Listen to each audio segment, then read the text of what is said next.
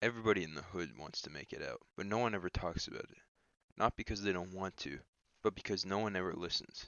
And Boys in the Hood captures this perfectly, as it isn't just a movie about gang violence or survival, it's about the emotional war that plays out in the lives of young black men who grow up in environments that they didn't even choose. And in today's video, we're going to dive into three very important events that happened to the most impactful character in the movie, and how these events supply what his story means for not only the people around him in the movie, but the people of the world who struggle with similar fates. But before we dive into the events, we need to build a little context on the relationship between Doughboy and Ricky. From the start of the movie, Doughboy, a young kid who just got out of prison and has turned to the streets again, is presented as a clear parallel to his brother Ricky, who is a senior in high school hoping to escape the hood with his family through his athletic skill and SAT scores. And while Ricky represents hope, talent, and the chance to escape their environment, Doughboy is seen by many, including his very own mother, as the opposite, and views him as someone who chose the streets. But as the film unfolds, it becomes clear that Doughboy didn't choose the hood, it chose him. And deep down, he doesn't love it, he actually resents it, which leads us to the car meet scene. So since Doughboy deep down resents the hood, this is the reason Doughboy always protects his brother Ricky with his own life. And we're able to see this in the car meet scene when Ricky is threatened by an opposing gang member.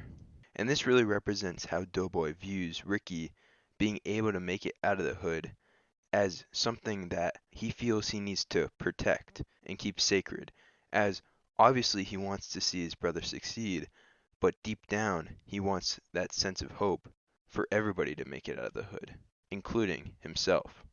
And because Ricky's path always symbolized a real chance to break free from this lifestyle that's been placed on so many kids who grow up in the hood, this only intensifies Doughboy's will to try to protect his brother so that he can have a better life than he will.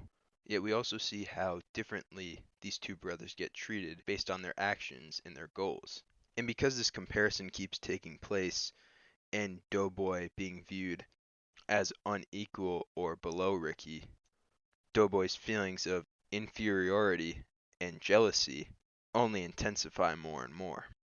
And this being fueled by the mother's clear favoritism creates an inner conflict with Doughboy, as although he loves his brother and wants to protect him, he also has a strong feeling of envy for him. And because this tension constantly is building up inside Doughboy, the only way he can release it is through fighting and violence, which is what leads Doughboy to initially shove Ricky and start the fight between them, which is a big reason why Ricky wasn't able to see his test scores, and also a big factor that led to Ricky's death.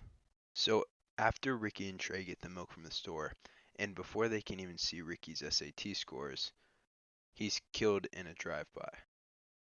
And Doughboy's reaction to this is very interesting because at first he doesn't seem to be as sad as everyone else, and rather he's filled with immense rage and the strong desire to seek out revenge. And that same very night, he ends up killing Ricky's murderers, doing so in a move that seems instinctual rather than thought out. And we can see when Doughboy actually attempts to show sadness and hug his mother, she tells him that it's his fault, and she begins to try to slap and hit him, which only brings his feelings of revenge and anger back. We see how Ricky's death leads Doughboy to fully surrender to a life of violence, and it really cements his role in the cycle of the streets, where every death and murder only causes more bloodshed, anger, and murder. And we see how in a moment of pain, it's so easy for Doughboy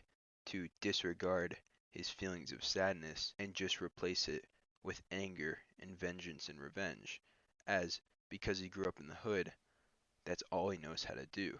And although killing Ricky's murderers seems like the only thing that Doughboy can really do, he's unconsciously contributing to the never-ending cycle of the hood and sealing his fate that he will never make it out. And like many others in the hood, becomes a walking corpse. Which leads us to the final major event in the movie, which is Doughboy's monologue. In Doughboy's final monologue, the truth is revealed, and Doughboy shows his true feelings that the revenge didn't do anything. His brother is still dead, the violence hasn't stopped, and if anything, he only feels more empty and sad now.